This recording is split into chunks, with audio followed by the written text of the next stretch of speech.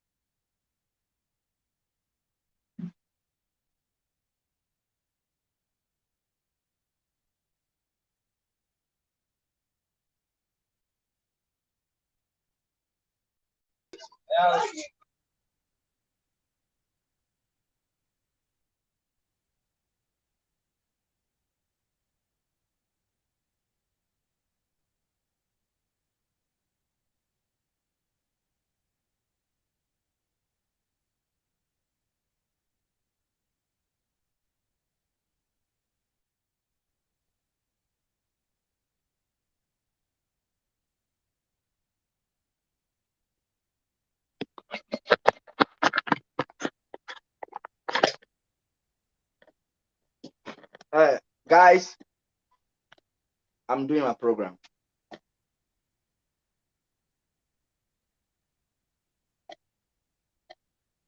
Vera, can you close the door for me and let me see? Amuzu, I cannot hear your voice. Okay, sorry about that. Can you hear me now? Now I can hear you. Okay, so we have all kinds of people joining. I have Wolfgang, Simon, Tetevi. Are they going to be participating with us today? No. Okay, so Mr. Tetega and Tetevia and Wolfgang, if you can drop off, just maybe I should send a different link to you that you can send to them for them to watch. The link that you sent to me was the link I shared. The one you said I should share, not this particular one. That one, oh, okay. So I guess they joined by accident. Let me send you the video link so you can send to them. So let's take a quick break while I do that, and then have them join that way. Okay. So send it to me, and then I'll come back in. Okay. Okay. No. You stay on this one. I'm gonna send you a different link that you can send to them so they can view us. Okay. So you send it, and I will send it to them. All right. We'll take a quick commercial break. We'll be right back.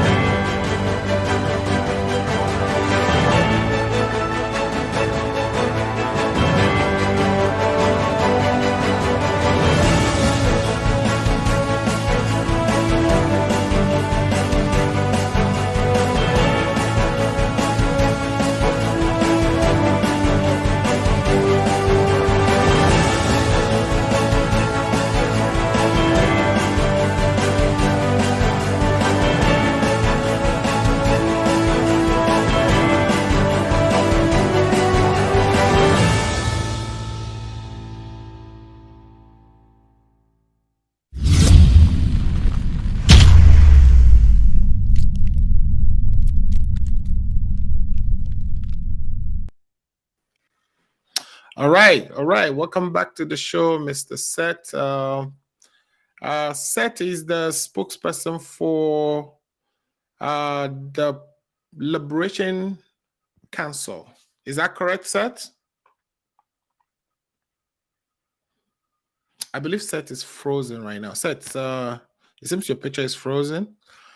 Deal with that and let's start the program. Okay, so this program came as a result of a speech that we've all heard on March 6, 2023, when the president, Nana Akufo-Addo, went to the voter region as part of his rotation of the Independence Day celebrations. The president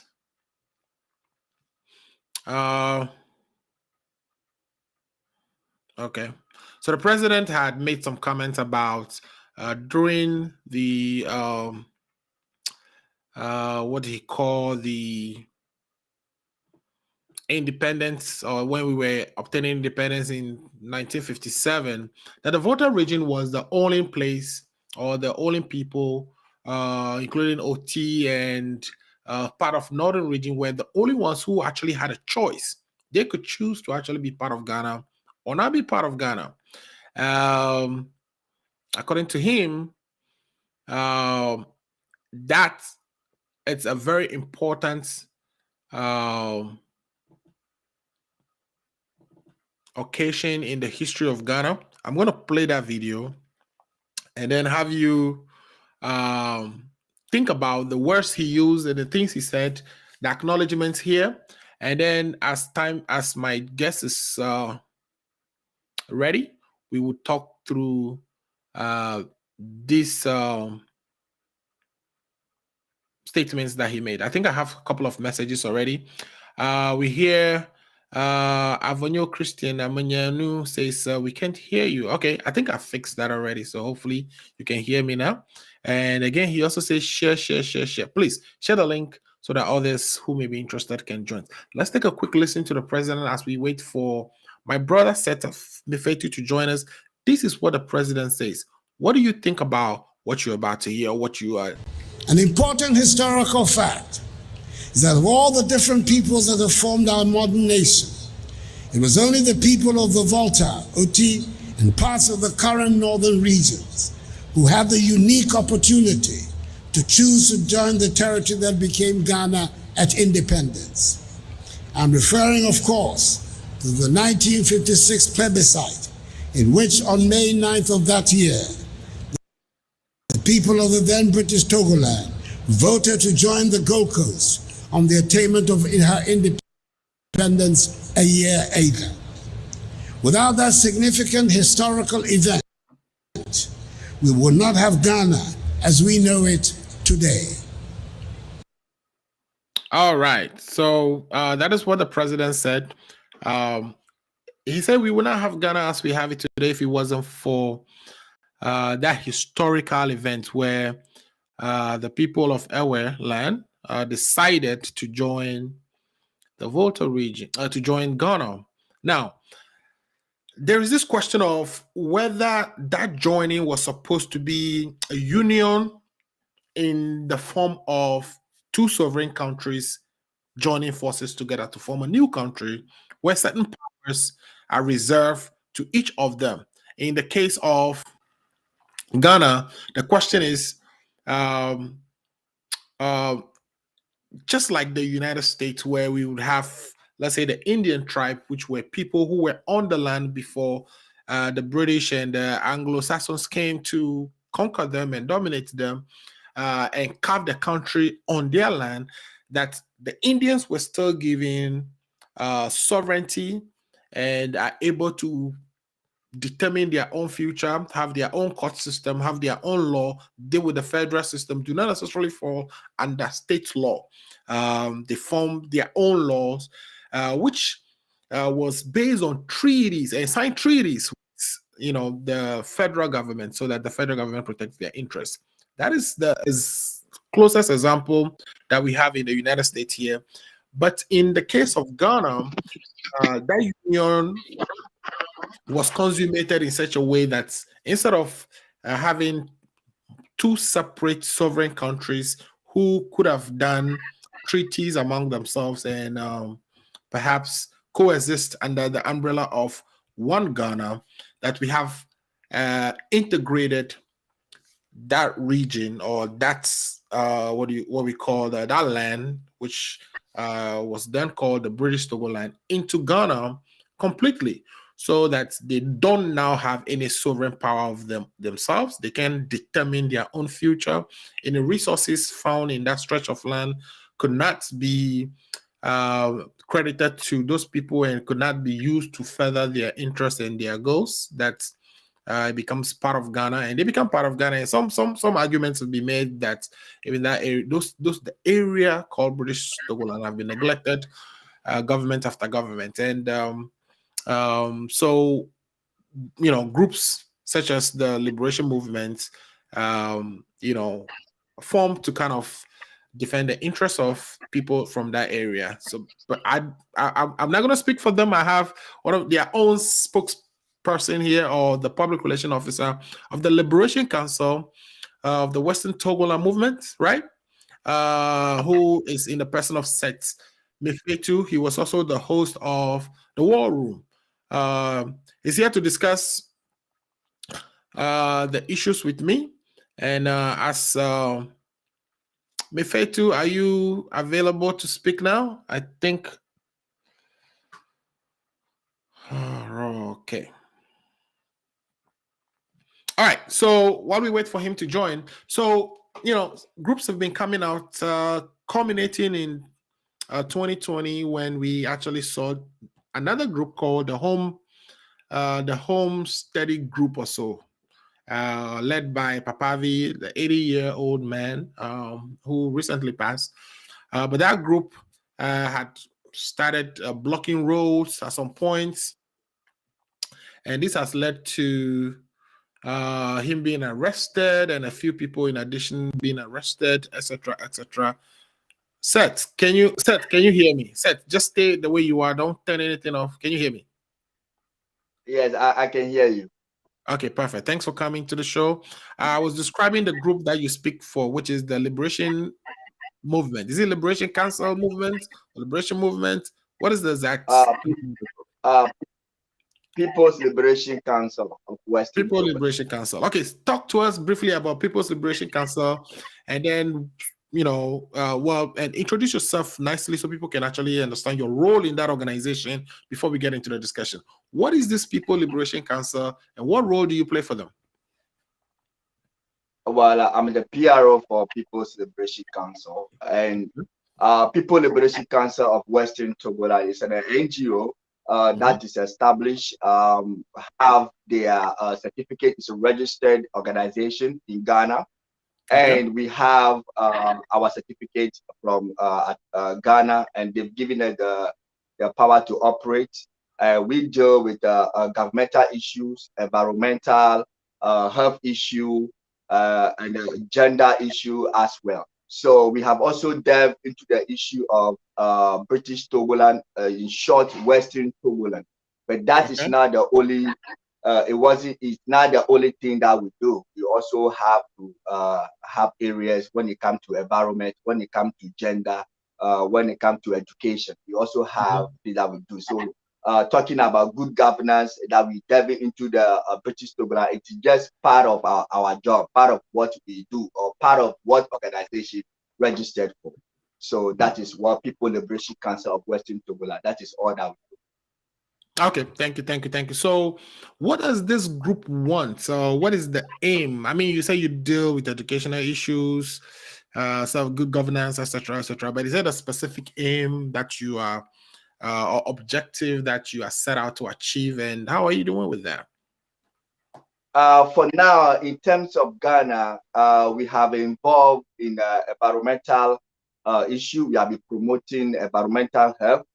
We have been educating people on how to take care of their environment and then their water bodies, to make sure that sickness and other stuff do not, come their way. Because if you take care of your environment, you will have a very good oxygen, and then you will be sure of sickness free. You may not be completely, but it will rather save you time. Where instead of you getting sick all the time, if you have a clean environment, you will also have better health.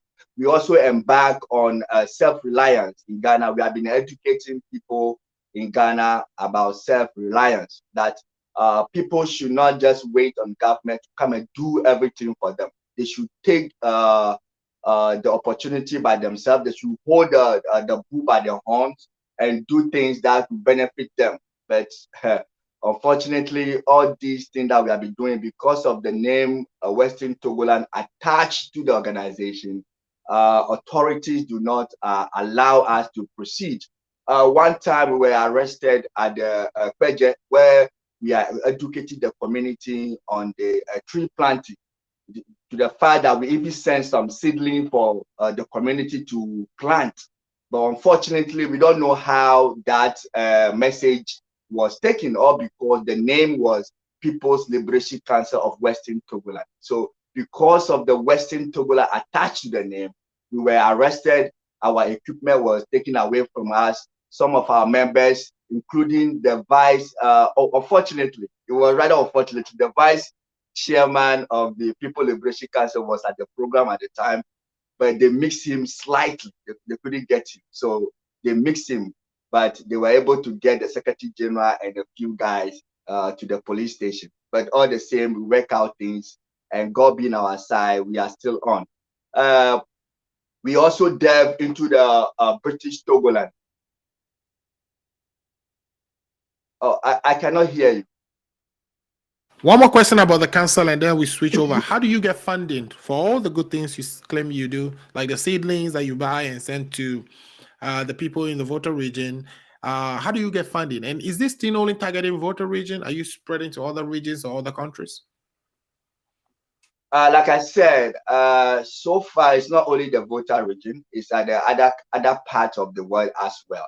If our means will reach there, because everything has to boils on financial issue, but we are somehow financially constrained, so we limit ourselves to where our financial stand can, reach, because we don't have much funding. So you take a little one to do where you are. You see, you have to clean your house first before you go to somebody's house. So we believe that we, from Ghana, we should do our part in Ghana first, so that we can point to them as an example that this is what we have done in our home before we move to somewhere else. That is why the activities is only in Ghana for now. Great. So, okay, great. So the gravamen of why we are here today, the real reason we are here today, was the speech that we've all heard given by our president when he went to the voter region. He has embarked on this switching of the venues for the independence celebration, and I believe this year, 2023, was the time for the voter region to host the independence celebration, the 66th independence celebration. At that event, the president spoke, and I have a piece of the tape here. I'm going to play so that you can tell me what your reaction to what you are hearing is, and whether and how people should actually take this. So I'm going to play this so that we can talk about it. Here we go. An important historical fact is that of all the different peoples that have formed our modern nation, it was only the people of the Volta, Oti, and parts of the current northern regions who had the unique opportunity to choose to join the territory that became Ghana at independence. I'm referring, of course, to the 1956 plebiscite, in which on May 9th of that year, the people of the then British Togoland voted to join the Gold Coast on the attainment of her independence a year later. Without that significant historical event, we would not have Ghana as we know it today. All right. Interesting. So the president is saying we wouldn't have Ghana as we have it today if it wasn't for the people of Volta region, OT, and part of northern region to make a choice to join the nation or the new nation. This seemed to be true, right? Yes. Okay. It So is, then, okay. so how do you take? What is your position on this? Because I don't know if he angered people, he validated some of the points people have been making over the years. What is the significance of the comments we just listened to? Yeah, that's why when you were saying I tried to take my phone because I have a piece that's here so that I can also read whenever Okay. I want to That's- make a comment. Yeah, Sure. I think that I applaud to the president. I applaud him for Mhm. speaking the truth. Okay. President Nana Dankwa Akufo-Addo, in the life of Ghana, he has been the only president who have taken the bold decision to speak the truth on such important historical event. Okay. And his statement is not just a statement, or it's not just a fact. Even though it is a fact, it's not just a fact. It goes beyond the fact. Why am I saying that? His statement is a vindication of People's Liberation Council, Okay. because that is what People Liberation Council for all this while have been saying, that the people of the Volta region, the people of the Otino, right through to Boku, that border is Burkina Faso. These people originally are not part of the Gold Coast, the land that became Ghana. They voted in 1956 plebiscite to join an independent Gold Coast or Ghana to form a union. This is what the message People Liberation Council of Western Togoland have been building upon, that this is the fundamental truth. And this, all because the people don't want to hear British Togoland, Western Togoland. People don't want to hear. When you mention this thing, you get arrested. You get this and that. So today that the president have mentioned it in this such an important day, I think that we need to commend him for saying that. It's about time that people that I personally see as anti-union should begin to rethink that, oh, so after all, what these people have been saying is not just a mere words, but it is true. Because now it's coming from the president. And he's not just the president, he is the father of the nation. In fact, he is the commander-in-chief of the Ghana Armed Forces. He is the president who have the power to overturn the decision of the court by exercising his prerogative of mercy.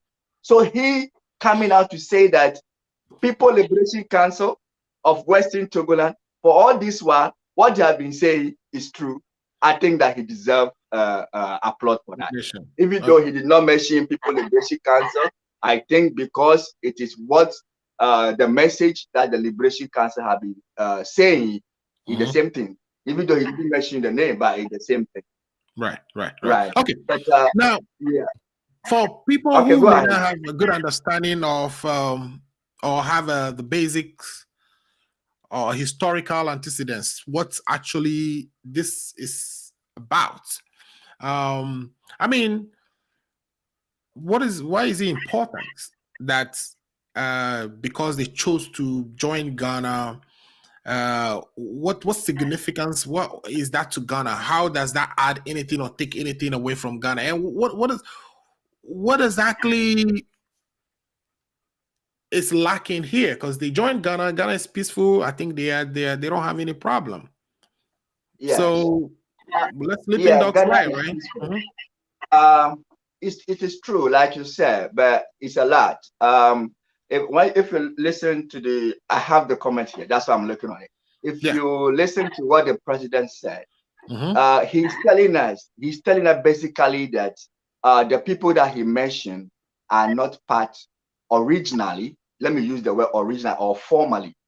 Formally or originally are not part of the territory that became Ghana. They are not part of it. And he mentioned them. And then he also told us that they have the unique opportunity to vote in a plebiscite to join the territory that became Ghana. Now, this is where the missing link is. How did these people join the territory that became Ghana? How did they join? He said through Now the we'll leave that there. We'll plebiscite. come to that. Plebiscite is just voting, and vote does not make a union. The vote does not make anybody join anything. It just to ascertain the wish of the people. Okay. The plebiscite, Mr. Muzu, when Ghanaians voted for Nana Addo Dankwa Akufo-Addo on December 7th, Nana Akufo-Addo was not called the president. They call him president-elect. He has to go through a process. Exactly. There is a process that makes him a president. He was not a president until January 7th, before he became a president. Something went on. Something went through. It's the same thing. The people of British Togoland, as the president rightly said, they voted in plebiscite to decide whether to join Ghana, not Gold Coast. There is a difference between Gold Coast and Ghana. People should get that clear. Right. There is a difference between Gold Coast and Ghana. You can say an independent Gold Coast. What is the difference? Which means Ghana. Gold Coast was a colony. An independent Gold Coast is the same as Ghana, because at that time they are independent. They have self-rule. So when you refer to them as Gold Coast, you are talking about colony, where they were slaves to the British. The British decide what to do with them. They have no right until they have self-rule, until they became Ghana. So President Nana Addo Dankwa Akufo-Addo is telling us that these people did not vote to join the Gold Coast. They voted to join an independent Gold Coast or Ghana. So because when you use the two words, people should understand. When I say an independent Gold Coast, I'm referring to Ghana. When I say Ghana, it means independent Gold Coast. The Gold Coast, just Gold Coast, is a different ball game here. So when these people voted in plebiscite to join Ghana, that plebiscite is only a decision making. They have decided, they have made choice to the whole world that they want to make a union with Ghana. Now there is a process to bring about that union, and we are talking about a political union here. That process have not been followed. And that union have not been established. So that is the missing link. The union. Where is the union? Now, let me read what the president said. The last point before I forget. He said, without that significant historical event, we would not have Ghana as we know it today. Did you see what the president said? That significant historical event. He's referring to the plebiscite. He's referring to the joining of British Togoland and Ghana on 6 March 1957. Why is that joining not celebrated? Why are we celebrating? Why are we only celebrating independence of Ghana? We are not celebrating the union of Ghana. When we celebrate the independence of Ghana, we are sidelining the other party, which is the British Togoland. We are sidelining British Togoland. Okay. You see? Let me ask you, right? Because I think you indicated that there is a process that should be undertaken in order to consummate this union, or in order to kind of bring about the union, and you think that process has now been undertaken. Walk us through what the I don't think it's a fact that process have not been taken. It's a fact. Okay, what is that process are you describing? Can you walk us through step by step what should have been done to properly in this union? Right. Can you hear me? Yes. Can you hear me? Yes. I think your network. Okay, if you can hear me, then I'll go, because it looked like I have a pause from your side.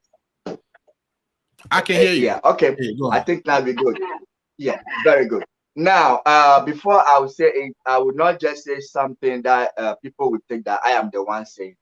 I want to make it clear that British Togoland was a trust territory. It was a UN trust territory and was given to Britain in trust. That's why we call it British Togoland. Right. Okay. So there are laws that govern the trust territories. And when the people voted in plebiscite, the result was communicated to the UN, because you cannot do anything with these people without consultation of the UN or without the approval from the UN. So the UN have approved the decision of the people from the Trust Territory, which is British Togoland, their decision to join independent Gold Coast in the form of a union, not integration, union. Right. So that have been given. And now, it is not Ghana's responsibility at the time to bring about the union. UN enacted Resolution 1044 SI of 13 December 1956. And in that resolution, they told Britain to take such steps to bring about the union. With that, they have emulated steps that the British should take. One, Britain is required to allow British Togoland to form her own government.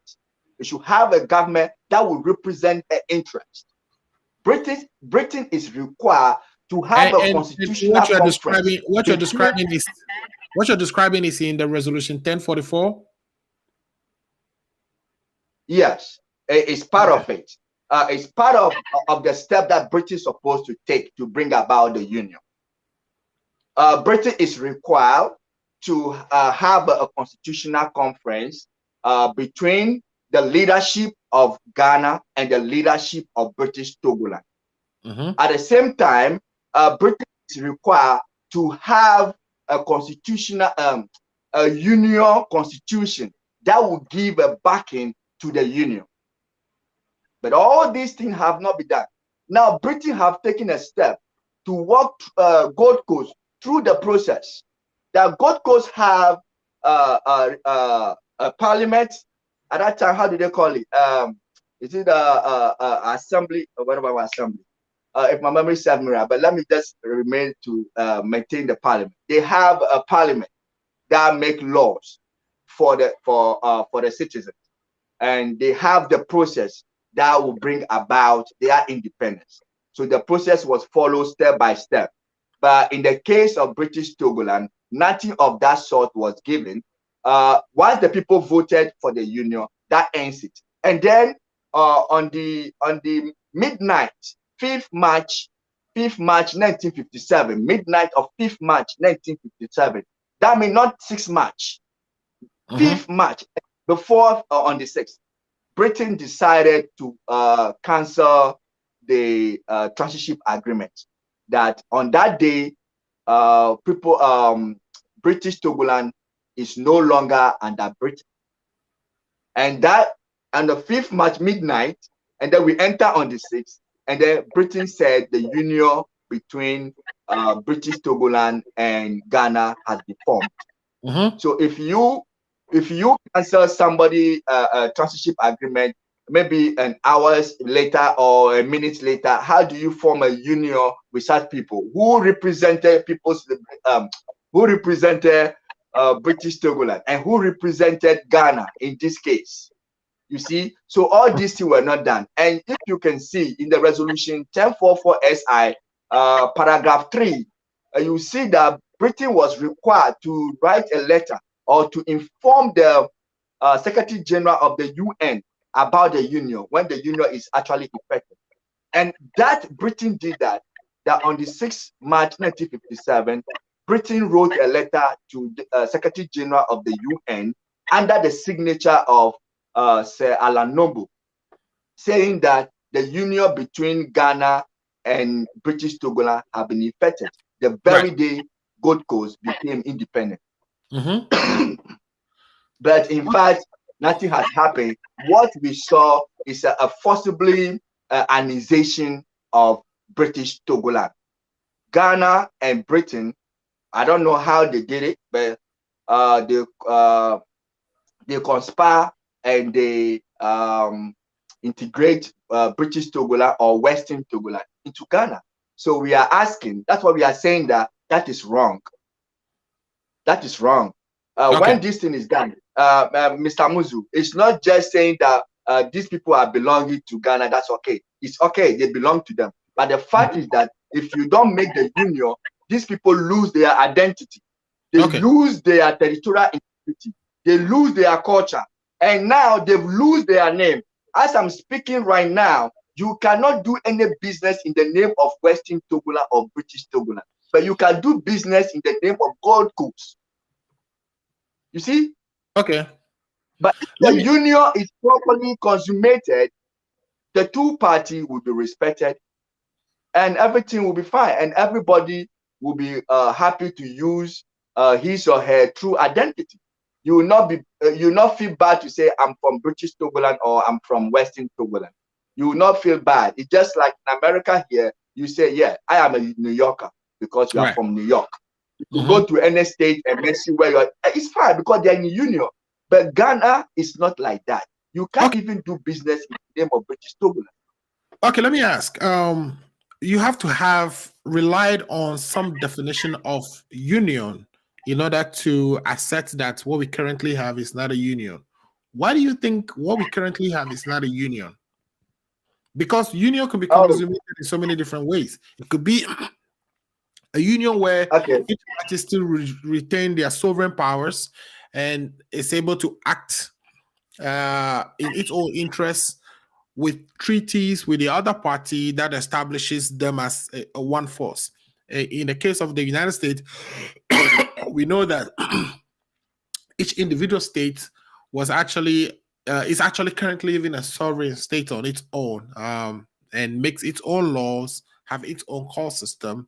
But then there's also a provision for the federal sovereign. In other words, the states, though are sovereigns of their own, still together form the United States. And even inside the United States, the Indian tribe is a sovereign of its own, which makes its own law. So it's not ruled under the laws of the individual states, even though each of those tribes still lives in a state that is a sovereign. They are also sovereigns within those states themselves. That is the closest I can come to it, where a union is formed with each partner or party to that union retaining their sovereignty. Is that what you define, or is that what your understanding of the union you thought Ghana should have formed with the British Togoland is, or you are thinking of a situation where there is an independent Ghana, just like independent countries with nothing to do with the Togoland area, and then the Togoland area is also an independent country of its own, and the two will just deal with each other separately? What is the exact definition of the union that the People Liberation Council envisions? The People Liberation Council do not have the power to tell the world or Ghana the kind of the union. I'm just trying to get your understanding of the union, because this is school of thoughts that says to have. The union has, I'm saying this is to have a school of union. thought that says the union has been consummated. Ghana currently lives has integrated that piece of land into its territory. And that could be one way of consummating the union. We'll come to that. To have a union, what People Liberation Council is saying that it should be a governmental level thing, that we should have a representative of the two parties, British Togoland and Ghana. Their representatives come together and decide on the type of union they should have. All that People Liberation Council is saying that the right thing should be done. But like you said, whichever union you were describing, you were saying, there is no union without a document. There is no union that we cannot trace. Or that you are saying that, oh, this can be done, that it is done because two people have come together and they agree on something. That, okay, I will lose my sovereign power to you. Mm-hmm. I will do this for you. That is an agreement. But in the case of Gold Coast or an independent Gold Coast and British Togoland, nothing of that sort has happened. When the other part, which is British Togoland, is not represented in anywhere, and there have never been any discussion, there have never been any constitutional conference between the two parties. The two parties have never sat anywhere to talk about anything. Even when you want to propose to a girlfriend, at least you ask the lady about her opinion. She must give yes or no answer to you. But this time, you just grab the person and then you end up in marriage. You see? Right. So this is what we are talking about here. You see what you have said about America and all that. Even the Indians, the original Indians that they have the sovereign power here, they are represented truly. You go in, every document, they when they are even asking you for your identification, they even bring their name in because they have been recognized. Their name has not been. Their name has not been them and the federal government. Yeah. Exactly. All that the state government and the federal government and the powers belong to the federal and the power that belong to the state were something that have been discussed.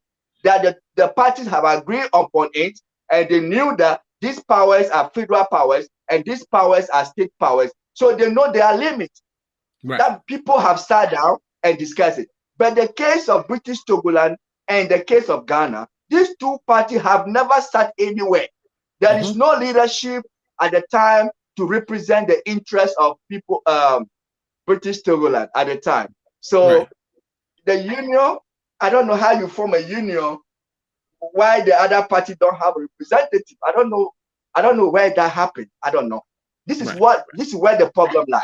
So, but actually, we have matured now. We have come on stage that Ghana should do the right thing. Now that the president have taken the bold step to tell the whole world that truly these people are not originally Ghanaians, that they voted to join Ghana at independence. It's about time that joining should be regularized. We should look into it.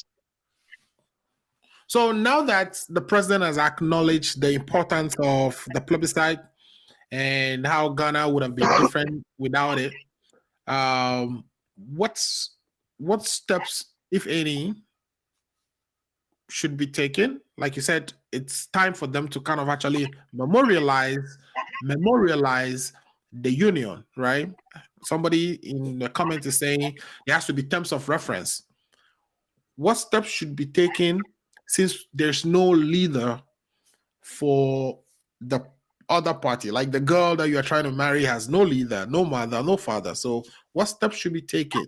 Would the Liberation Council, the People's Liberation Council, lead the effort to petition the presidency or parliament? How would this happen? Thank you so much. Like you said, the girl that we are trying to marry here, the girl may not have mother and father, but the girl have uncles, aunties, brothers, and sisters. So you cannot bypass the family and do whatever you want to do, no matter what. Blood relation is broad. The first thing that I will be expecting, or the People Liberation Council have been asking the government of Ghana to do, is to allow mass education of people of British Togoland and the people of Ghana, so that the people, the two parties will understand and know the gravity of the issue. A lot of people do not understand the issue at hand, so they just get everybody say anything. So at this point, the first step that the president of Ghana or the Ghana government should do is to allow mass education of both British Togolanders and Ghanaians, so that are you implying that currently that the president prohibits any such education? Many people have been arrested trying to educate the public on this issue. If I don't know one, I can tell you that the General Secretary of People Liberation Council have been arrested because of the educational program that we have embarked on. I even mentioned where we were arrested at the pageant, where we were just doing environmental program. We have been arrested before, and Secretary General, he was not arrested. He was kidnapped at the time because the style of arrest. Up to now, he have not been charged, so I don't know. Okay, that sounds to me like a human rights violation, right? That sounds to me like a human rights violation. Have you guys Yeah, petitioned? well, For instance, we know that the Vice President of the United States was just in Ghana. Have you guys written to kind of put such issues on their front burner? Because she went there to talk about homosexuality as a human right, and I believe this is a very important topic that perhaps she should be made aware of, for the government of the United States or any human right loving nation in the world should be made aware of, so that in their engagement with our government that such issues are brought up. well, we have done so many things. We have reached out to corridors of powers beyond Africa, within Africa and beyond Africa. So we are hoping that things will come in the way that we want. As a matter of fact, it is through those efforts that even though the man was not charged, he had been allowed to go home and be coming to court. So he was on bail and he go to court, and they keep postponing the case every But now go to and court then. and So what yeah, if you're not charged? What are you going to court for? that is the question I cannot answer. It's a question because there's a lot going on that you go to court and prosecution will come to court and say that we are still investigating. Your Honor, please give us 1 more month. We'll come back with something. And then the next month they So this come will and be say, their oh, initial arraignment, but they've not been arraigned. it's the They've same not done thing. And initial I don't arraignment yet. understand.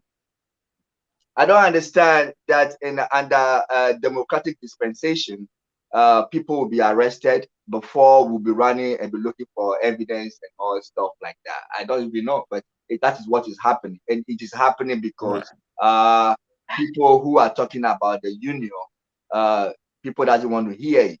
That is why I am personally happy that once the president himself have said it, now those who I see as anti-union should start rethinking that, oh, after all, Okay. what the people have been saying is not just a mere thing, but now the president himself have a hammer on it, and we should look into it now. Now we should start. That is where the talking will start. That the president himself have said it. It is no longer People Liberation Council of Western. It is no longer somebody's name to be attached to it. The president of Ghana himself have said it. Let's So listen to what what is the the president next has step? said one more time. Let's listen to fully again to what the president has said one more time for the people who join late to kind of get it. And then I have a question for you. And then we can ask, I will ask you my question. An important historical fact is that of all the different peoples that have formed our modern nation, it was only the people of the Volta, Oti, and parts of the current northern regions who had the unique opportunity to choose to join the territory that became Ghana at independence. I'm referring, of course, to the 1956 plebiscite, in which on May 9th of that year, the people of the then British Togoland voted to join the Gold Coast on the attainment of her independence a year later. Without that significant historical event, we would not have Ghana as we know it today. All right. So that is what the president said. Without that significant historical event, we will not have Ghana as it is today. And the event he was talking about is the Plebiscite, as you rightly pointed out earlier. I posted some of this information on a platform that we keep internally, the Ghana Agenda platform, for all my guests who come to the show. And somebody asked me this question. She said, we had J.J. Rawlings, the son of Volta region, as the longest president, or the person who has led Ghana the longest, 19 years. If he hasn't done anything about it, if he hasn't even raised this issue on a single day, then it appears the issue is moot. And if it is moot, then why are we resurrecting it? Explain. Yeah, if you say J.J. Rowley, the son of the Volta region, it looked like you are limiting Western Togoland into Volta region. Western Togoland, according to the president of Ghana, Nana Addo Dankwa Akufo-Addo, His Excellency, with all due respect, he did not mention only Volta region. So you could say that the voter regime is part of the British Togoland. So if people are limiting it to that side, I don't see it. When JJ was in power, he ruled by Ghana law. He ruled by the laws of Ghana, and he follows the law. So if he has not been able to talk about this issue or raise anything about it, that does not mean that the issue is dead. No way. Yeah, but I think had what you're saying is he ruled by the laws of a country that is not properly formed. exactly. So he was at liberty to speak to these matters. Again, I also recognize that voter region is just a little piece of the Togoland, but there is the argument that on the plebiscite, the area currently called voter region substantially voted against joining Ghana. But the other part of the British Togoland, which is the northern parts, the Dagomba, you know it better than me. The Yendi, the eastern part of Boku, the Tatales, the Pusiga, and the upper. Yes, they wanted to stay in Ghana, and they had more of the votes than the Airways do. So even as today, as we speak, it doesn't appear that people from the northern part of the British Togoland they never ever bring this topic up. They never complain, but it is the Airway parts of the British Togoland who continue to agitate, who continue to form these groups, the Homeland Study Group, the Liberation Council, and question the union. So is it fair to say that this is just an Airway struggle and they are bitter because they lost the election? How should they be bitter because they lost the election? These are well-meaningful people who believe that the right thing should be done. If somebody don't know the right thing and he's quiet, that does not mean if you know the right thing, you should be quiet too. Majority always it doesn't mean that majority always is right. So sometimes the majority will take a decision and their decision is actually not right. But this is a union, and it's a fact. Whoever voted in the plebiscite to join Ghana, the person did not vote to be integrated. The person did not vote to be forcibly annexed to Ghana. The vote is for union. So once you vote for union, the union must be established. Whether you know it or not, the vote is for union. It's not for anything else. Let's say everybody voted. At least during the plebiscite, a lot of people voted against the union as well.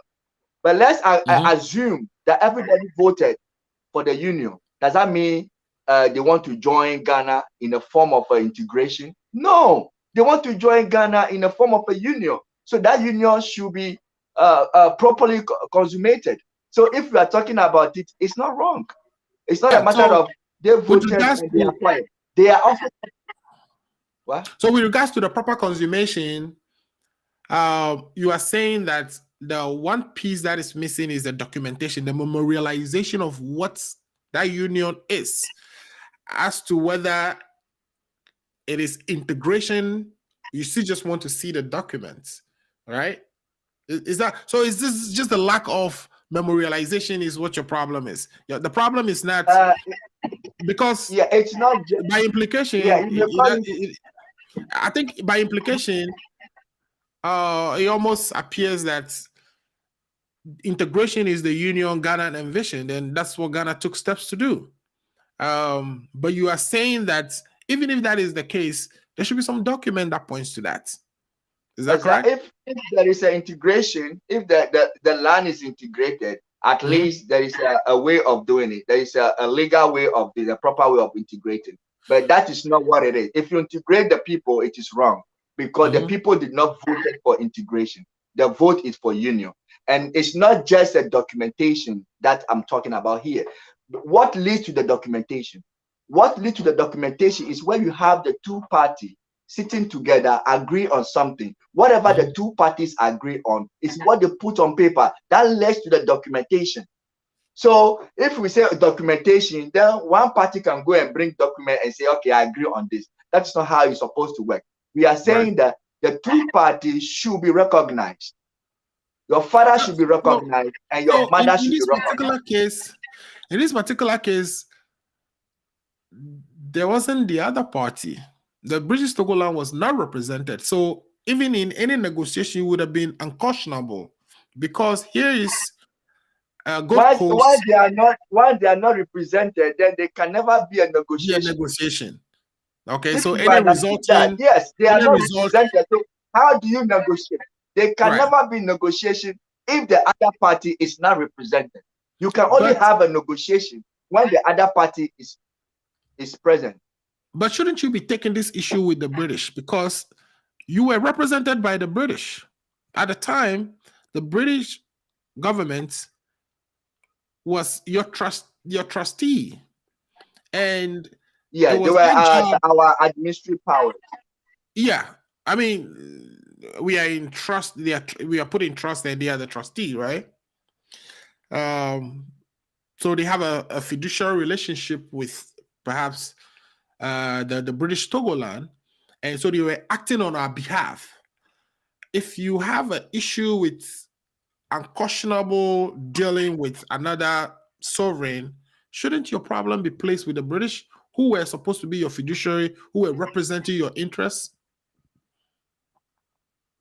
The British were not representing the interests of British Togoland. If they were representing the interests of British Togoland, the UN would not allow them, or would never have asked them to go and ask the people whether they want the union or not. If that's the case, like, there will be nothing like Plebiscite, because British is there.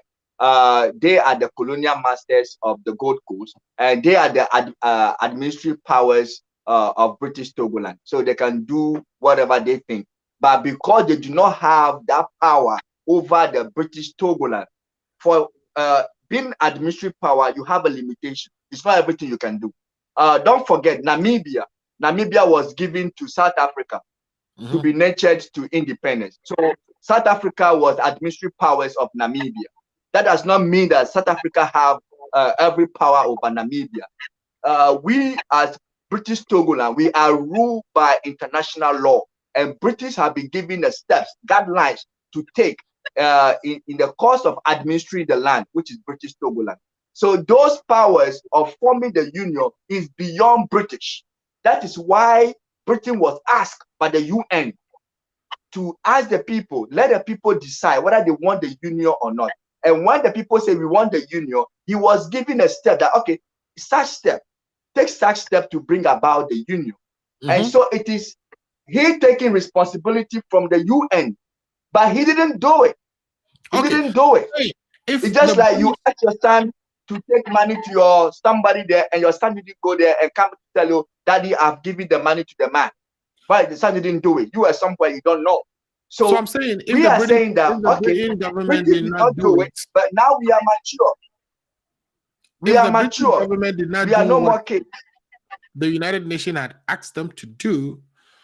Doesn't it appear that your issue should be placed at their doorsteps, the British government and the United Nations, to say, you've asked Britain, who you put as our administrators, to, or administering power, to take such steps to bring about a union with another sovereign, and they failed to do so.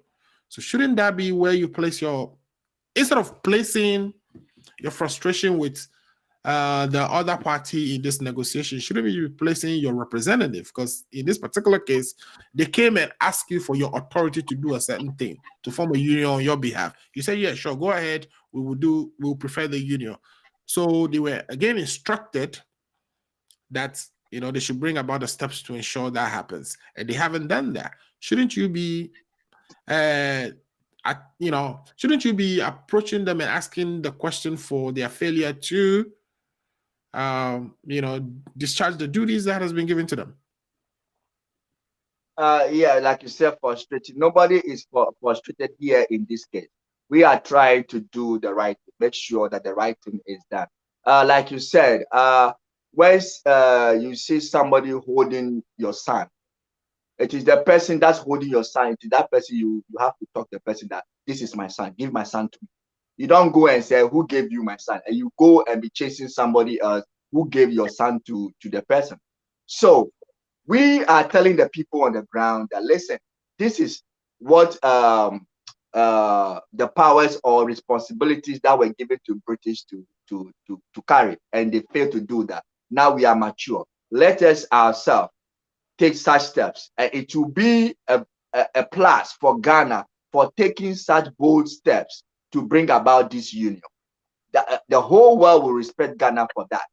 Now, when we are saying that, we are not just holding people's hand, come together and do the union. We go about, first of all, educating the people, telling them the story so that people can wake up. If Ghana knew that, oh, okay, like you were saying, if that should be the case, why are we not allowed to carry our education? That if you are educating people, hey, you've been arrested here and there. Like, Ghana should also be bothered.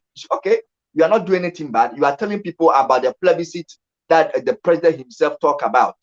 But so allow me to talk about it. The people must first be informed, because many people living today were not born at that time. In 1956, how many of us were born at that time? I was not born at that time. But this is history. And this history was hidden from our books. This history was not there for us to learn in Ghana. So you need to take a further step to learn this. I have spoke to lawyers in Ghana who don't even know about it. People who are academics, who have been to school, who have read so many books. But when you talk to them, the question they say is, how come we don't know about this? You gave them a document and they come back and telling you, wow, these are self-explanatory documents. These are authentic documents. But why is this information missing? Why is it missing in our educational system? Somebody is hiding something. Now, we have uncovered this thing and we are bringing out to the public. That's the first step, that let the people know this history. Let them know the truth. People from Ghana and people from British Togoland. Why the harassment about this thing? And we cannot go about chasing Britain and say, Britain, come and do the union. No, we have to talk to Ghana first. But by Ghana's acceptance at the United Nations, it is both Ghana and British Togoland, according to letter, Britain letter, that the union have been established. It means we are also represented in UN by Ghana. So whoever represents Ghana at the UN, which we call the Ghana ambassador to the UN, that person is not only representing Ghana, it should be representing all of us. So if we have an interest, it is that person we go to. So who do we go to? That person when you say that person should be representing all of us, isn't Ghana the union? Because the person is not representing Gold Coast. Ghana is the product of that union, right? And we are saying that except that union. Okay, you can argue that there's no documentation to prove that the union was formed. No, where is the union? Where is the working of the union? But the admission of Ghana into the United Nations, you are saying it's by a letter from the British administrative power saying that the union has been consummated and therefore admits these two united, sovereigns in your assessment, and that's why they were accepted. So whoever is represented should be representing both, and so that both is called Ghana, right? So if there's a representation for Ghana, obviously that should translate to representation of both. But let me ask you this: what is the end game? What should the end game be beyond the education? What should the end game be? Would the end game be, say, some recognition of British Togoland in some documents, and that ends it? What should the end game be? That is nothing. What is missing here is the union. It takes a lot. Once the union is missing, we are missing territorial integrity is being taken away from the people of British Togoland. Cultural identity is being taken away. inalienable rights is being taken away from them. Their human right is being taken away from them. The only way this thing can be restored properly, that is which will be the end game you are talking about. It is only when the union is formed.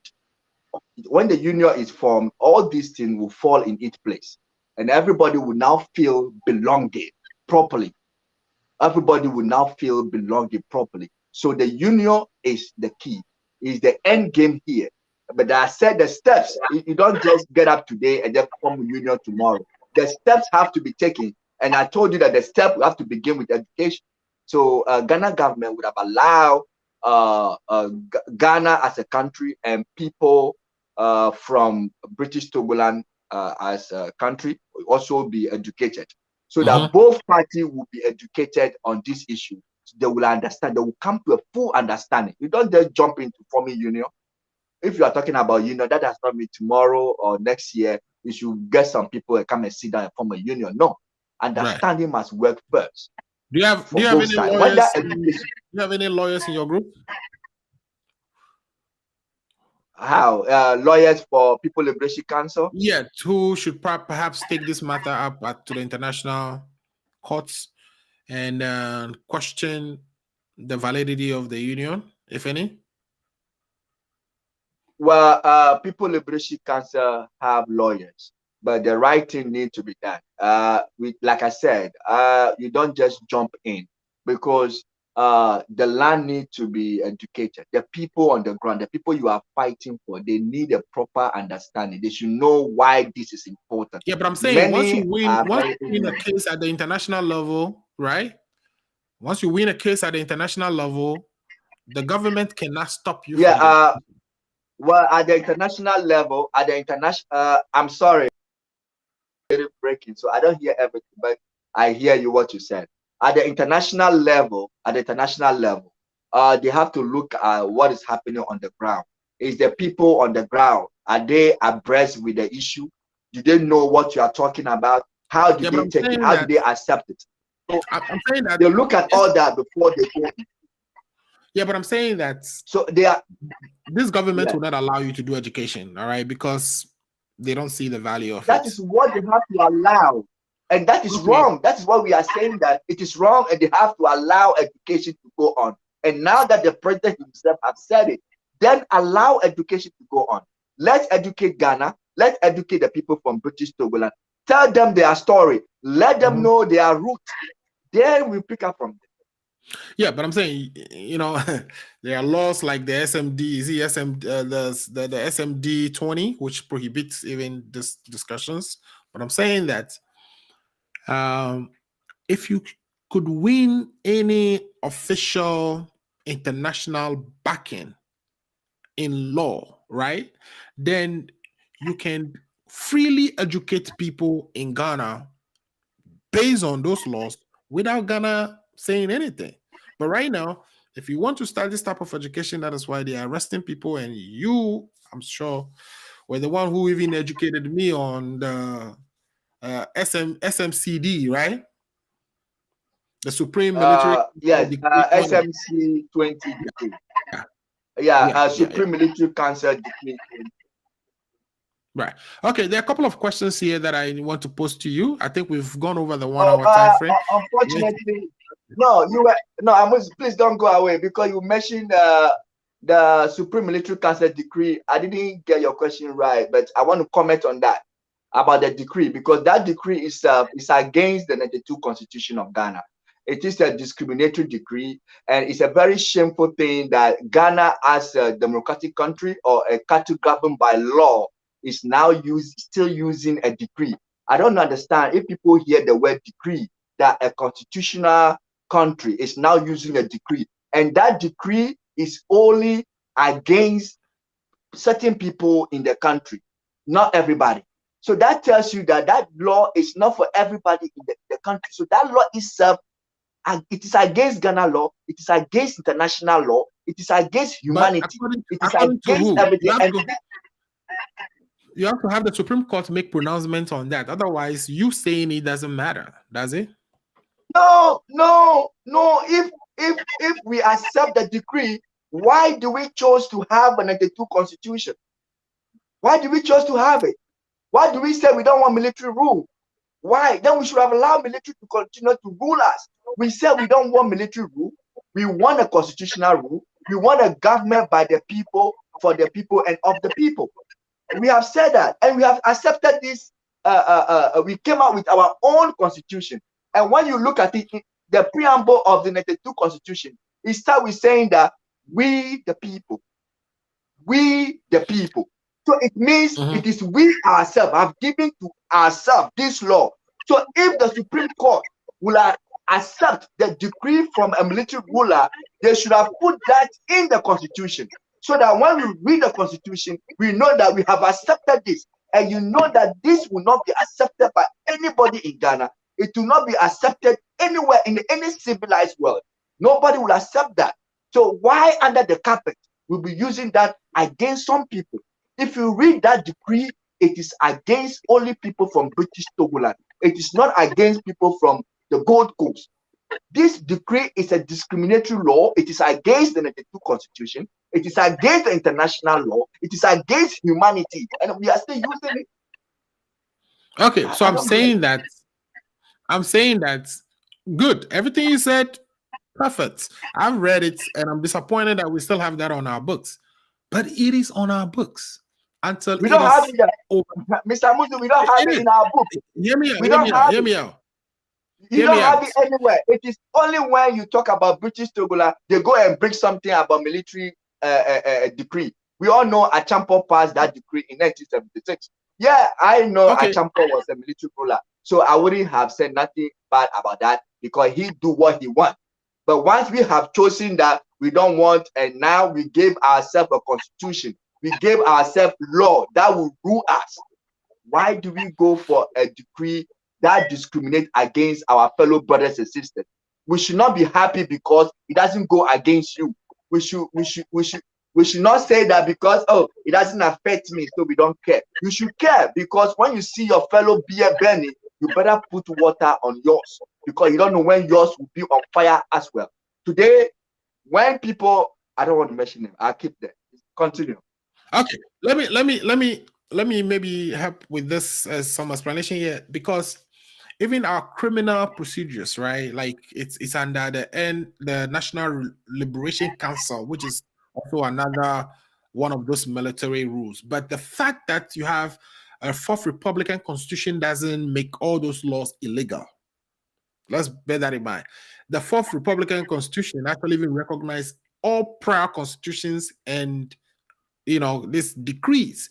Until such a decree has been pronounced by the Supreme Court to be against the Constitution, you can be arrested on that. That is why you realize that they arrest the Togoland movement, the Homeland, the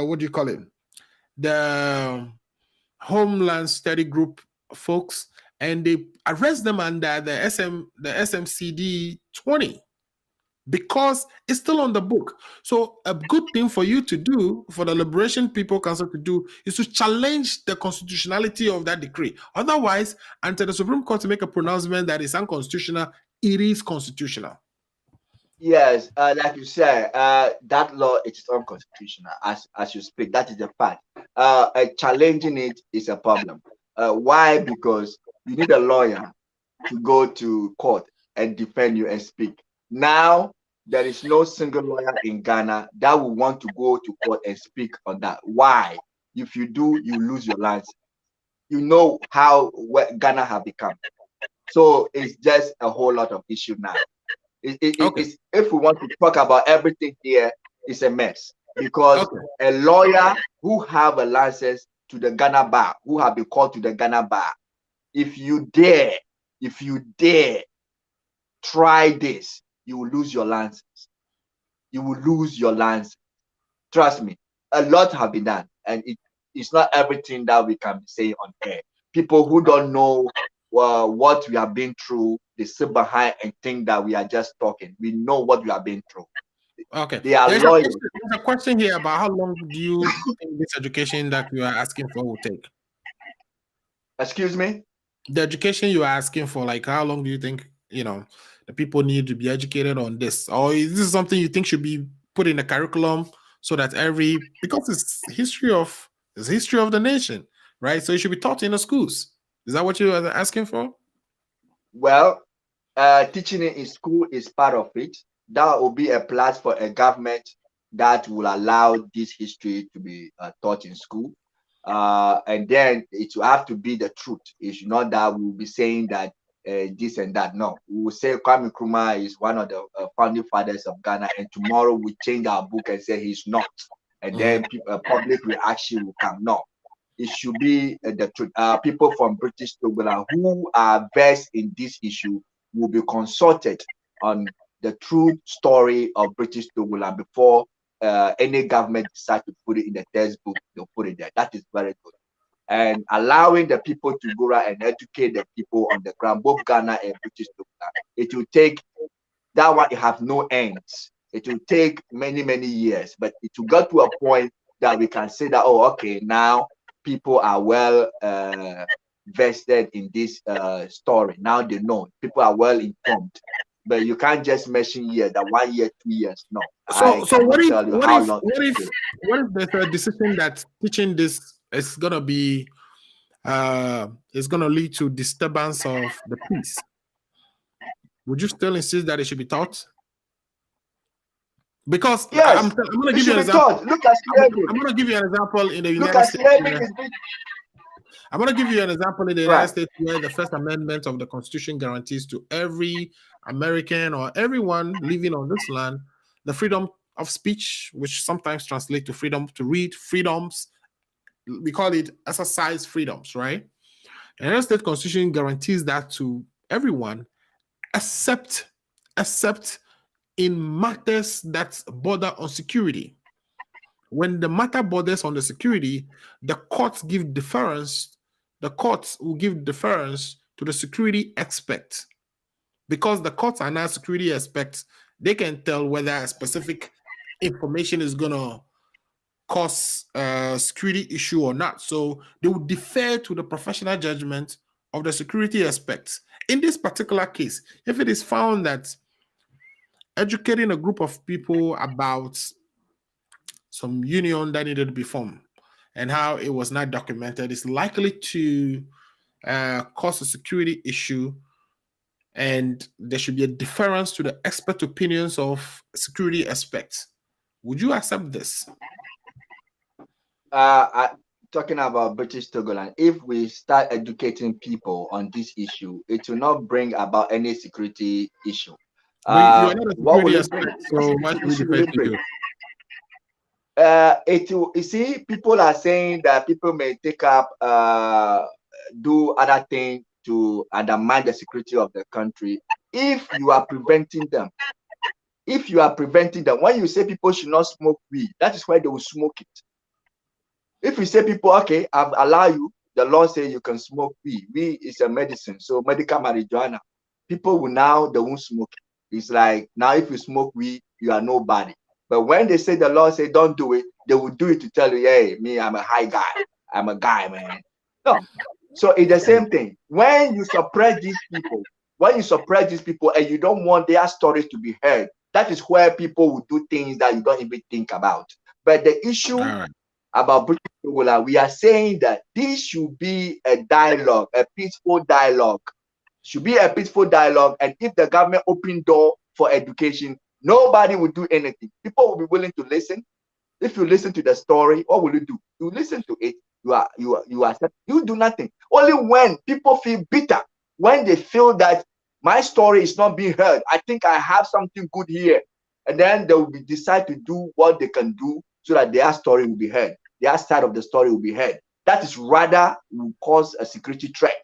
But if you allow people to educate, nobody will do nothing. Okay. When we come to America here, you go to their school, they teach about slavery. They talk about slavery. People don't like it, but they still do it. They teach it because you're supposed to let them know. We all know. I have been in class with people, the blacks, when they talk about slavery, I know their reaction. But we all learn it. They don't say, oh, this will bring a security. No. If you talk about slavery here, you know how it is. You know how they take it, how bad they feel for themselves. But yes, still they teach it. So teaching people about British Togoland in your books We rather make things so easy, and our peace that we are enjoying will continue. But if you are suppressing the people, you are denying them of all that. That is why they'll prove to you that we can also do this. We can also Okay. take this. And don't forget, people from British Togoland, they are everywhere in Ghana. You should know that. I don't Okay. want to go into. They are everywhere. They are Yeah, in the Jubilee just House. like the They are Indian tribe in is the everywhere in the Katamado United market. States. They are in Tibetia market. They are in the law schools. They are in the Legon. They are in Kumasi University. They are everywhere. You should know Okay. that. I don't understand. I don't want to say stuff, but when I tell you they are everywhere, then you should understand. They are everywhere in Ghana. So this is how dangerous these people are. So why do we dare these people? We don't have to dare them and say if we teach their history, there will be security threat or whatever. There will be no security threat. I don't see security threat here. If we are suppressing them, if we don't want their history to be heard, if we don't want their identity to be known, then we are suppressing them. And when you suppress people for a very long time, when they bounce back, the monster you built in them, you won't be able to contain it. That is why we are saying that it should be a peaceful dialogue. Have you guys reached out to the government to propose any type of dialogue? Come again, you are breaking, please. Have you reached out to the government at any point to propose any type of dialogue? We have done that many times. We have done that. Mm-hmm. We have done that many times. Even to the parliament, we have done that. We were even surprised that why parliament of all people, they are not even talking about it. But Right. we have also learned that you can't just raise up issue in parliament. There is a channel you have to pass. And there should be some approval. That's how we get to know about parliament proceedings. So it's not just going to parliament and raise up issue. So Okay. parliament, there's a package over there too. My brother, we have done a lot in this case. Okay. We have done a lot. Just that the authority are not allowing us to proceed. That is why I am happy the president have hit on the head on the nail. So we should build on that. All right, you definitely need resources to kind of continue to pursue these very important matters, as even the president himself has recognized the significance of the choice that was made by the people of the British Togoland to join.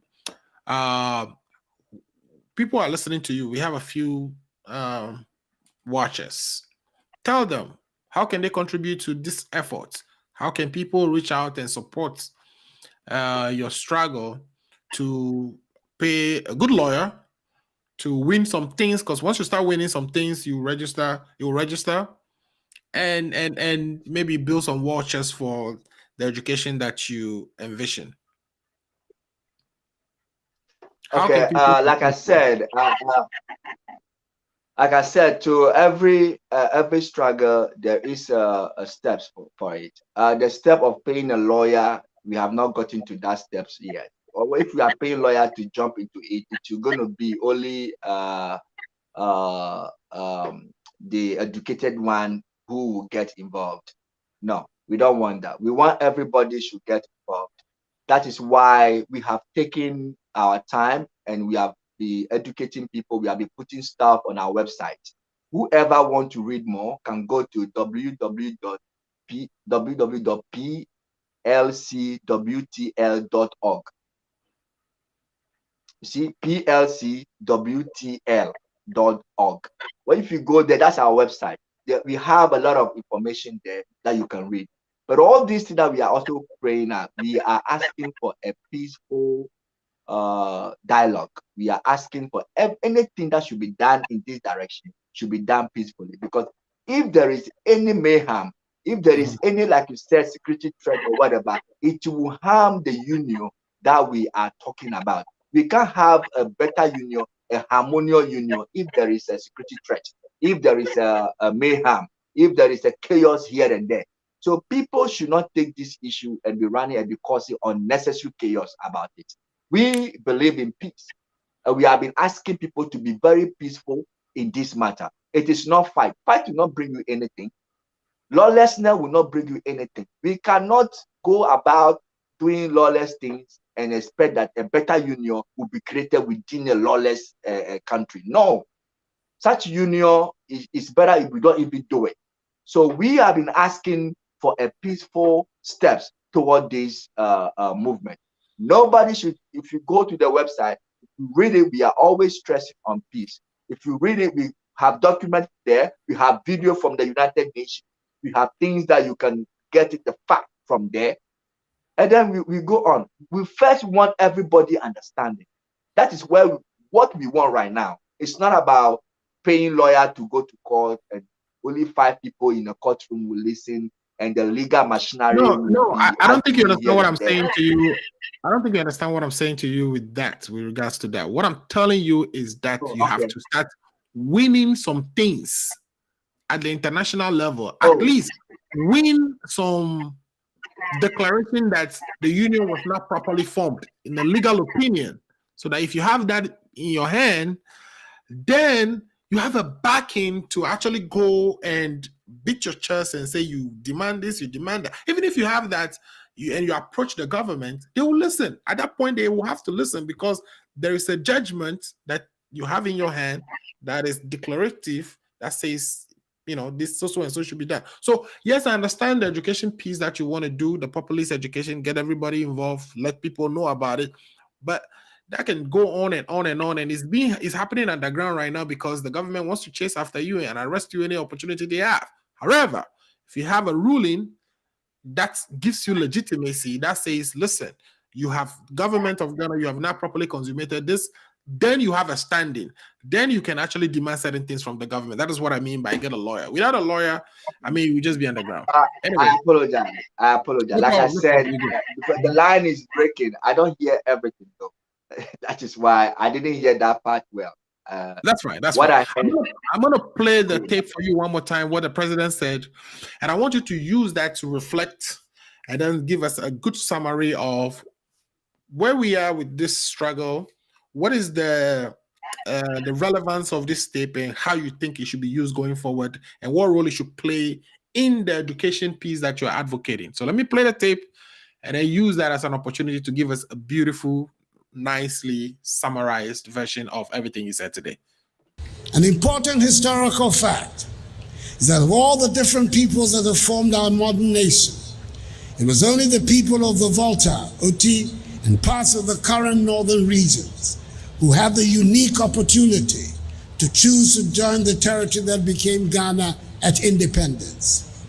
I'm referring, of course, to the 1956 plebiscite, in which on May 9th of that year, the people of the then British Togoland voted to join the Gold Coast on the attainment of her independence a year later.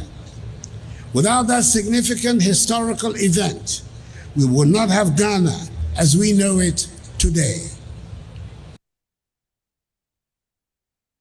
All right. We've heard the president once again. Give us a quick summary of the relevance of this video in acknowledging the importance of that historic day and how this should be a step further or a good way for you to actually build your campaign on. Okay. Thank you. Can you hear me? Yes. Hello? I can hear you. Okay. Right. Okay. Okay. Now I can also hear you now. Thank you so much. Like the president said, I want to tell the viewers that the president have spoke on the truth. He nailed the issue on the head. Even that he did not mention the word union, but what he said, everybody could understand.